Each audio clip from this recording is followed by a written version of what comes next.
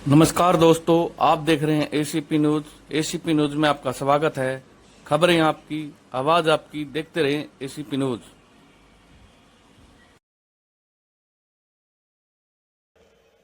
और हमने उनसे कहा, देखिए, आप अगर नफरत का बाजार खोल सकते हो तो हम मोहब्बत की दुकान भी खोल सकते हैं। अगर आप नफरत फैला सकते हो तो हम मोहब्बत फैला सकते हैं। आधे घंटे के लिए, 1 घंटे के लिए बुला देते हो, मगर 1-2 दिन के लिए कभी यहां नहीं बुलाते हो मुझे। और तो मैं चाहता हूं कि आप मुझे यहां बुलाओ तो 2-3 दिन के लिए बुलाओ। फिर एक और बात, आपने यहां पे टेबल पर अखरोट रखा, काजू रखा, किशमिश रखा, मगर ये सोपोर का सेब नहीं रखा आपने। और मामला इसी का है, मेन मामला इसी का है। इस सेब को पूरी दुनिया में पहुंचाना है, अमेरिका में पहुंचाना है, जापान में पहुंचाना है, चाइना में पहुंचाना है। ये आप लोगों की मेहनत है, इसमें सोपोर की जनता की मेहनत है और इसी में आपका भविष्य है। और मैं चाहता हूं कि ये सिर्फ हमारे देश में नहीं, मगर ये पूरी दुनिया में पहुंचे। आजकल अमेरिकन सेब हमारे देश में खाया जाता है। मैं चाहता हूं कि ये सेब अमेरिका में खाया जाए। जब भी सेब खाया जाए, लोग कहें कि हां भैया, ये सोपोर का सेब जम्मू कश्मीर से आया है। सबसे पहली बात, शायद सबसे जरूरी बात, आपकी स्टेटहुड की है।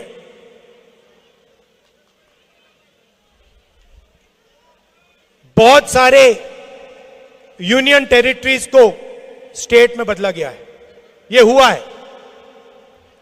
स्टेट्स को बांटा भी गया है। एक स्टेट को 2 भागों में बांट दिया गया है। आंध्र प्रदेश हुआ करता था, उसमें से तेलंगाना बनाया।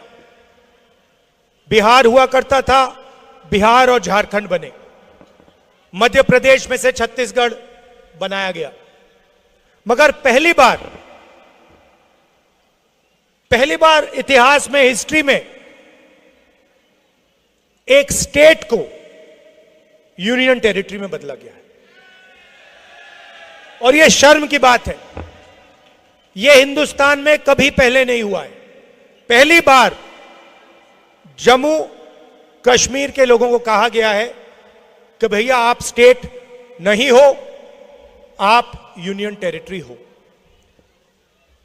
आपको चीफ मिनिस्टर नहीं चलाएगा, एमएलए नहीं चलाएंगे, आपको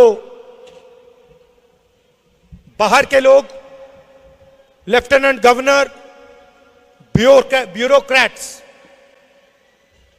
चलाएंगे। हम चाहते थे कि चुनाव से पहले आपको आपका स्टेटहुड वापस दिया जाए। और जम्मू कश्मीर के सब लोग ये चाहते हैं, सब लोग ये चाहते थे कि स्टेटहुड हमें पहले वापस मिले और उसके बाद चुनाव हो। नहीं हुआ, ठीक है, पहला कदम चुनाव है, मगर इसके बाद जम्मू कश्मीर को स्टेटहुड मिलना ही पड़ेगा।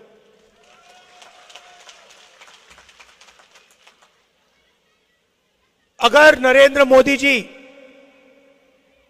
स्टेटहुड नहीं देंगे तो इंडिया गठबंधन उन पर पूरा दबाव डालेगा, प्रेशर डालेगा, पार्लियामेंट में प्रेशर डालेंगे कि जम्मू कश्मीर को स्टेटहुड वापस दो। और अगर इन्होंने नहीं किया तो जैसे ही इंडिया गठबंधन की सरकार दिल्ली में आएगी, हम आपको आपका स्टेटहुड दे देंगे। अगर इस सेब को अमेरिका में, जापान में पहुंचाना है तो पहला कदम आपको स्टेटहुड देना है, उसके बिना नहीं हो सकता। दिल्ली में जो सरकार है वो 2-3 अरबपतियों की सरकार है। यहां जो आपको सही दाम नहीं मिल रहा है, हिमाचल प्रदेश में भी सेब के किसानों को सही दाम नहीं मिलता है, उसका कारण अदानी है। नरेंद्र मोदी जी की सरकार 10-15 अरबपतियों के लिए काम करती है। जो भी वो करते हैं 10-15 लोगों के लिए करते हैं। एयरपोर्ट्स, पोर्ट्स, इंफ्रास्ट्रक्चर, सारा का सारा ये 2-3 लोगों को देते हैं और ये 2-3 लोग इनकी मार्केटिंग करते हैं।